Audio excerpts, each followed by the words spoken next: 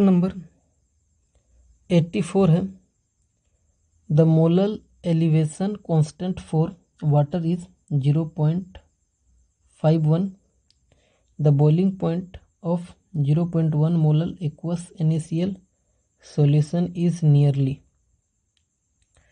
देखिए नियरली का यूज किया हुआ है,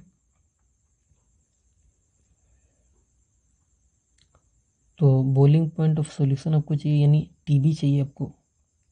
तो डेल्टा TB क्या होगा, I into KB into small m। I का वैल्यू कितना होगा, देखिए NaCl है तो Na प्लस Cl नेगेटिव में टूट रहा है, तो टोटल नंबर ऑफ आयंस कितने हैं, 2। तो n का वैल्यू 2। चूँकि अल्फ़ा के बारे में कुछ डिस्कस नहीं किया हुआ है क्वेश्चन में, तो अल्फ़ा को 1 एज्यूम करेंगे।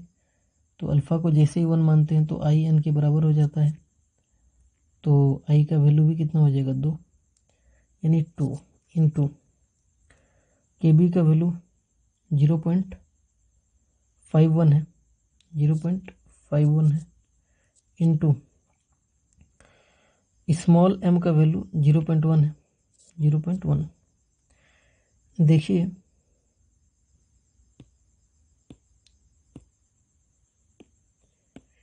यानी ये जो 0.51 है, इसको क्या हम 0.50 मान सकते हैं, यानी 0.50 यानी 0.5, और 0.5 मतलब कितना होता है, 1/2। मतलब ये जो हो गया 1/2, कौन, ये वाला 0.51, ये कितना हो गया 1/2। तो देखिए ये 2 और ये 2 कट जाएगा, या फिर ऐसे देख लीजिए, ये 2 कट जाएगा।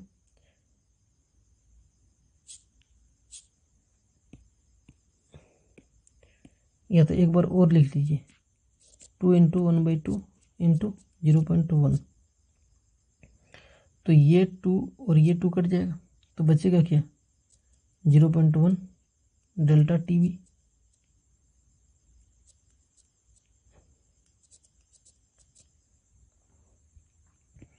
और डेल्टा TB को हम लोग क्या लिख सकते हैं, TB minus T0B equal to 0.1।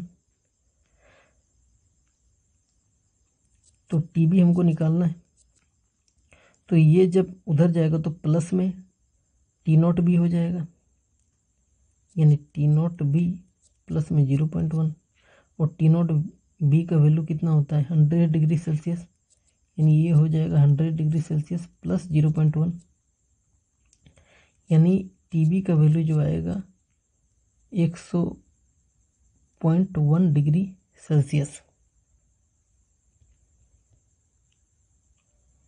यानी 84 का।